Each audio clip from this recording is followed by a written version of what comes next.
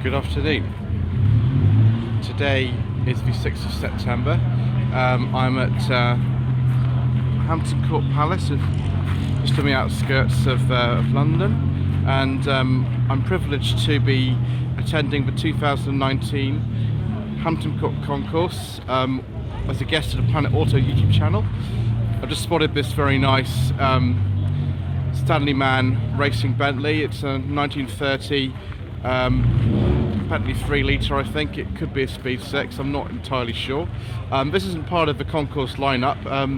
This first video what we're going to be doing, there will be more than one, we'll be focusing on some of the other cars that we've got here today. I've just found a stand that's got some very nice Aston Martins on it. I do apologise in advance for the wind noise there's going to be, the incorrect information, if I get interrupted by announcements, but just the way that these things go. I am trying a new microphone setup today, so hopefully that'll be a little bit better, but obviously I can't make these things perfect. First of all, we've got a 1964 Aston Martin DB5. It looks like a very familiar shade of gunmetal grey.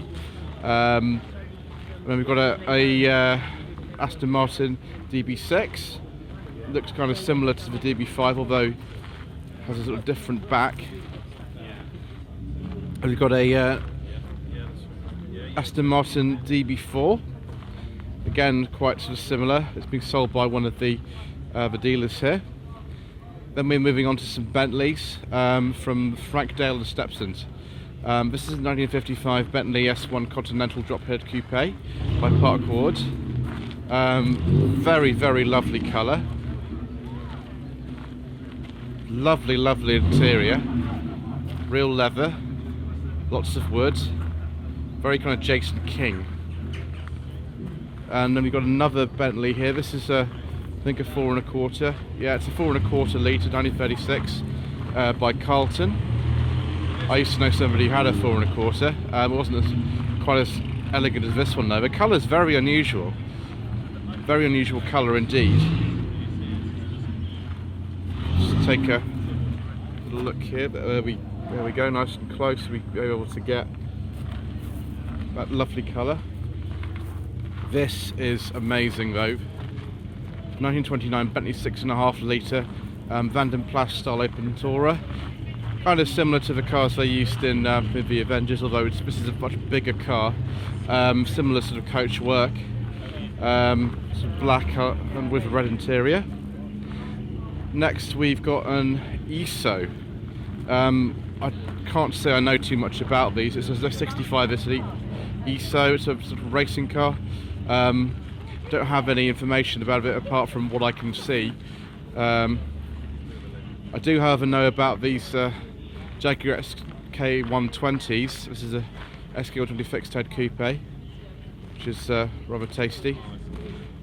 This looks suspiciously like a Bentley Speed 6, although I don't have a supercharger on the front, so I don't know for certain. But again, this is very, very Avengers, very much so.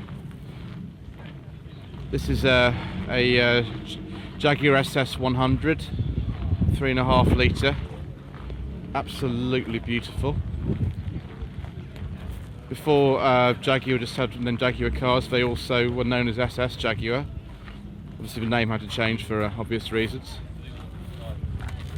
Then we've got another XK120. This time it's a sort of roadster, it's this original style. These cars were so fast back in the day, but in the early 50s I think it was, they took one of these onto a stretch of Belgian motorway and did about 136 miles an hour on it, which sounds frankly to me absolutely terrifying. The driver must have been a hero. Next to it we've got Daimler V8 250.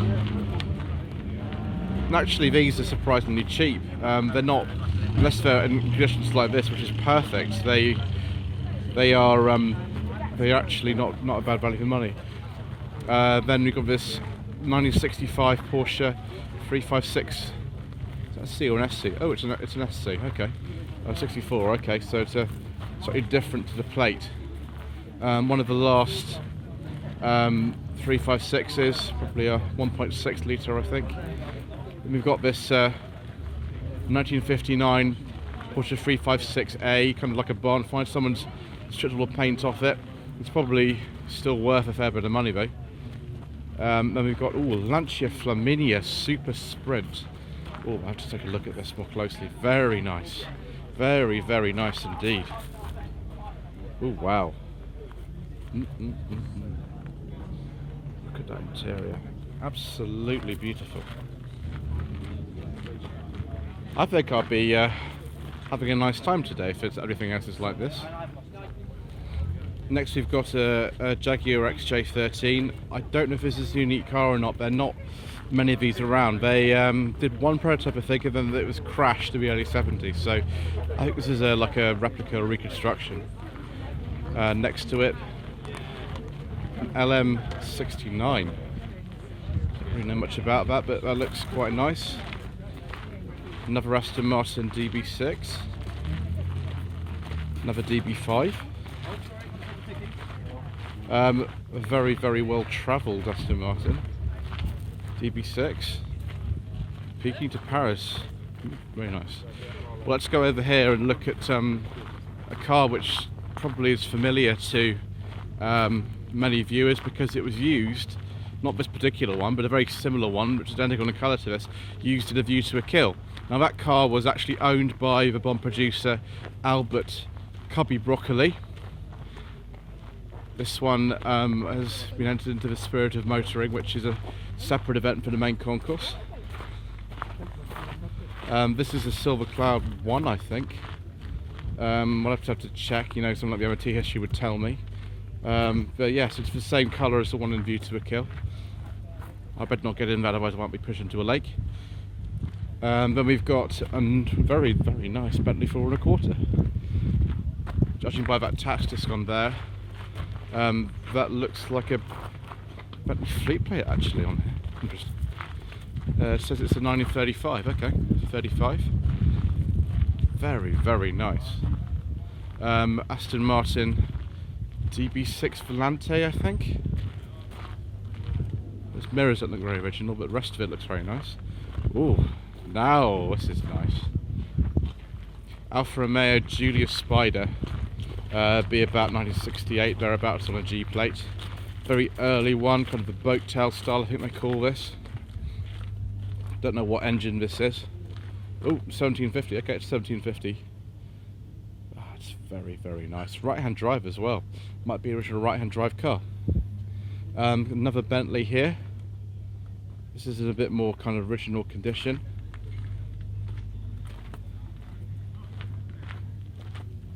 Probably another 4¼ Oh, yes. Beautiful 20s Alfa Romeo. I never know the designations of these particularly well, so you'll have to forgive me if I don't actually say, but this is very nice, isn't it? Lovely leather interior, just very simple car. And then we've got a couple of more modern cars. 911, Continental GT, Lotus Elise, and then, oh yes, AC Greyhound with AC fleet plates on it. Oh yes, please. There's one of these actually in a second series after the Avengers called The Sellout. AC were based in Thames Ditton, which is really close to here actually, so this car's probably travelled quite a long way in its life. It would be around 1960 or thereabouts, the AC Greyhound, but not very many of them produced. There's not many of them now around. 62, okay, so a similar year to the one from the event. I don't know if this is exactly the same car. I wouldn't be able to say, but yes, that's brilliant. Next to a really nice Bristol. Probably not a 405 because I think those were 4 doors. Maybe a sort of 403, 404. I'm not very good on Bristol, so if I get that wrong, you'll have to forgive me. And then we've got a very nice Aston Martin to finish off the row. Excellent. Now this isn't just a car that I've never even seen before today. This is a make of car I've never seen before today. It's a 1968 Bissarini 5300 V8, made in Italy. Incredibly relaxed driving position in that, really sort of relaxed position. sort of falling over. Big car, big V8 engine. There we are. Good Sarini. Sorry, 67 on that plate. 67 or 68. I do apologise. But yes, sort of registered in the UK. I don't know how many of these they made. Probably not very many at all. But beautiful styling. Next to these, we've got some cars that belong to Mr. Harry Metcalf from Harry's Garage. This is a 1987 Ferrari Testarossa. I think this is one they used on Top Gear or the Grand Tour at some point. Can't remember exactly, but it's nice to see it. A good original condition, and you know, being one of his, I'm sure it's really fast. He likes fast cars, does Mr. Metcalf. Then we've got a Lamborghini Diablo. I don't know what exact model of Diablo this is. I don't know what year it is because it's got a personal plate on it, but striking how low this is actually. Not surprising they've got those stores on them. Yeah, it just says a Diablo. Then Bugatti EB110 SS model. I don't know what year particularly this is. It'll be early 90s, I think. Those look like the original wheels too. I'm sure he's got his channel on YouTube, and these cars do appear on there if you need more information about them. Ooh, Jaguar XJR15. Apparently these are incredibly dangerous to drive. Those tail lights, I don't know, they look pretty familiar. I don't know if they're off a different car. They kind of only made these for racing. They didn't make too many road versions of these. Yes, it's a very elegant kind of less. It's a bit tricky to drive. Then we've got this Porsche 911. This will be like a 964 model. Yes, Porsche 911 964 3.8 RS, which is very nice indeed. Massive whale tail on it.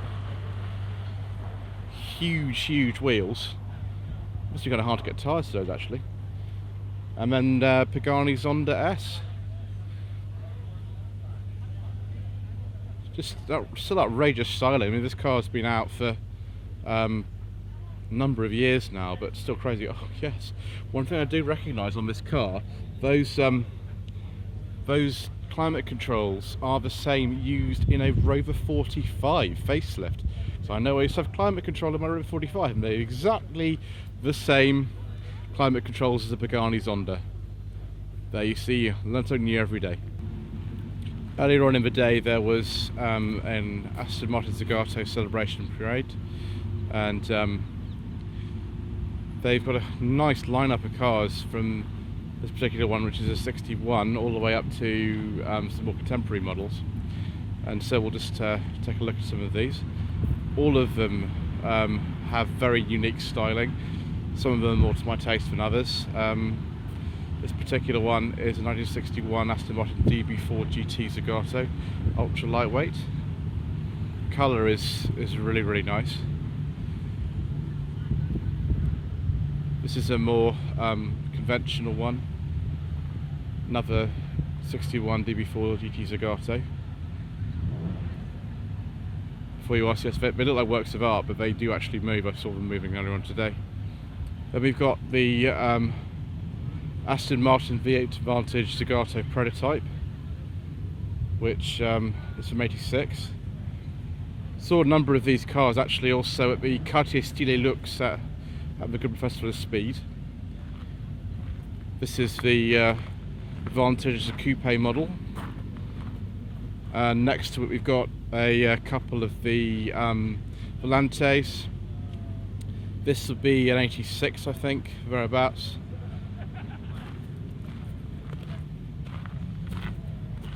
Amazing how they've made it look so different from the standard V8 Vantage.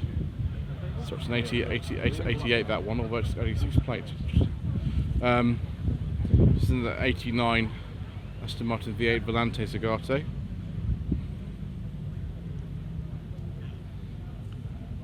'2004 Aston Martin DB7 Zagato. Interesting number plate on there, but it just about fits on the grille. Very late in DB7's life indeed. It sort of looks a bit like a Vanquish or something from Die Another Day, yes. It looks like a Vanquish Die Another Day, but of course it's not. And the famous sort of Zagato double bubble roof on that one. Another very similar car to that here as well. And if it's a convertible, we can have a look at the interior. It's not quite rotated, it's a manual actually, that's interesting. Yes, an Aston Martin DBAR1, homologated for the United States of America. Then this is a proper Vanquish. It's a 2004 Aston Martin V12 Vanquish Roadster Zagato. I don't know why it's got 2001 plates on it, but never mind. Again, a proper manual gearbox. Now we've got some more modern Zagatos. 2011 Aston Martin V12 Zagato. 2012 Aston Martin V12 Zagato. Now some much more, I'd say, sort of controversial style cars. A 2013 Aston Martin DB9 Spider Zagato Centennial. I'm not a massive fan of the way that these headlights are in the grille. It just looks a bit wrong, really, as far as I'm concerned. But that's just me, maybe. Not the best car I've seen on this display, I have to say. Just the proportions look a bit wrong as well. This is a similar car, but it's a Virage, and this is a Swiss specification car. Probably a little bit more to my taste, but this front end's still kind of there, so don't know if it's my favourite really. Yeah, it's 2014. And then we have the collection that's known as, I think we call it a lava collection, because they're all the same colour. They're all run by the same person. So we've got 2017 Aston Martin Vanquish Zagato Coupe, 2018 Aston Martin Vanquish Zagato Volante, 2018 Aston Martin Vanquish Zagato Speedster. They are different, these two. And then right at the end, 2018 Aston Martin Vanquish Zagato Shooting Brake. Probably for me it's the most interesting one of the lot. And someone's parked a Lagonda at the end, I think, as well. This is a Lagonda. That's rather nice. Looks like it's got Aston Martin fleet plates on it as well.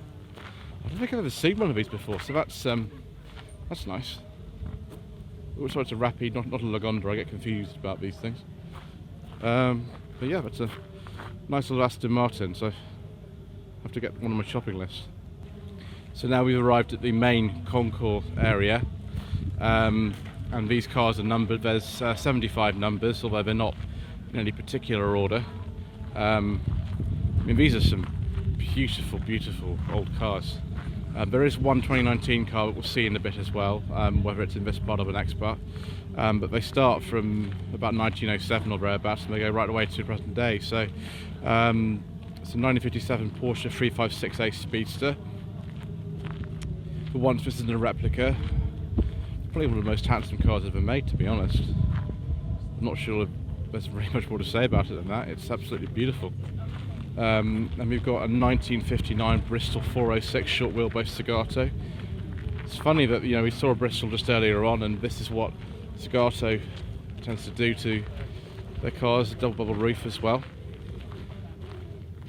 Just think that it's not entirely sort of showroom condition. There's a bit of wear on that seat, but it's still lovely, isn't it? 1968 Ferrari 330 GTC, right-hand drive. I do like the colour of that one very much. 1984 De Tomaso Pantera GT5. Saw quite a few of these at the Good Festival of Speed. Obviously bearing in mind that was the launch of the new De Tomaso P72, I think it's what the new one's called. Oh, this is nice. Alfa Romeo, 1954 Alfa Romeo, 1900C SS Zagato. Absolutely wonderful. That's one of my favourite cars that's here today. And there's a lot of nice ones. Just have a look at the interior as well. Someone's kind of window open. Absolutely wonderful. Very nice 1961 Jaguar E-Type fixed head coupe. I don't know if this is a flat floor model or not. That is to be the nicest condition E-Type I think I've ever seen, and I've seen quite a few with them. Ooh, 1937 Delage D8 120 Cabriolet. Absolutely enormous car. Just huge. I think these Delages came with V8 engines. It's a make that's long disappeared, so I don't really know much about them, to be honest, but elegant, beautiful, immediately pre-war car, a bit like the sort of Bugatti Type 57 SC Atlantique, things like that. That sort of car, big luxury car. Then we have another Aston Martin DB5. This one I think is another 64. This one seems to have XCL 377B. It's got some different plates on it. I think there's a Japanese plate on the front of it, but it has British plates as well on the back, which are hidden underneath. Very nice. Then there's an RUF CTR Yellowbird. This is obviously a modified version of the 911. Well, that depends on your point of view, doesn't it, really? But they're insanely fast, these cars. Not quite to my taste, but they are very popular. Then a nice Jaguar 1955 Jaguar D-Type. This made one fantastic noise when it was being driven around earlier on. Not much room for passengers in there, for anything really, but very, very fast. 1970 Lamborghini Miura, which kind of works quite well in this colour. Someone said to me it was a gold Miura here. I'm not sure it would have been most appealing for me, but yeah, it works quite nicely. Ooh, yes, 1936 Stout Scarab, American car, rear engine, very streamlined. Very much looks to me like kind of like an Airstream Caravan, something like that. Reminds me of that sort of period of design. Of course, this sort of teardrop shape doesn't quite catch on, although it sort of reminds me of a very large Volkswagen Beetle for some reason. Anyway, let's see another 30s car. Funny, there's only 4 years of difference between this and the last car. This is a 1932 Aston Martin LM9 Le Mans Lightweight, sort of similar to an International. So cramped in that cockpit. I mean, I only drove these around Le Mans. The 30s were absolute heroes, weren't they?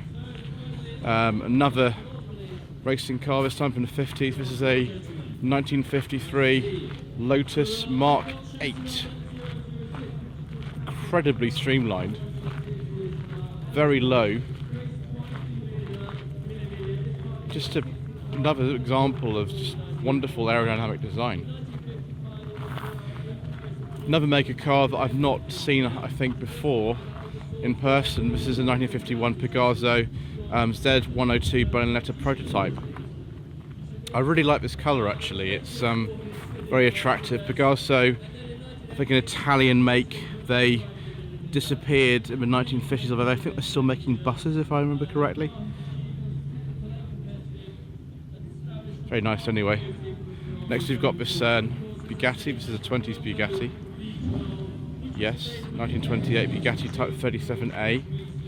Again, not Concours in the sort of sense of what you might imagine, but nevertheless just perfect like that. Next we've got another Porsche. This is a 1974 Porsche 911 Carrera RS 3 litre.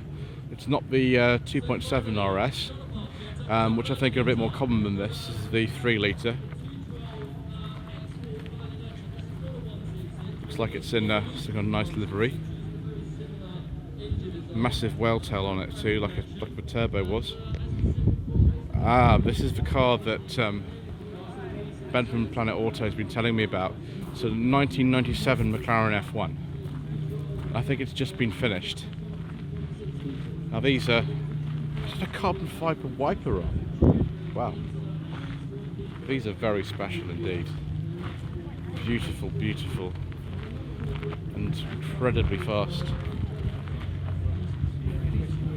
another desirable car in completely different ways. This 1919 Rolls-Royce Silver Ghost.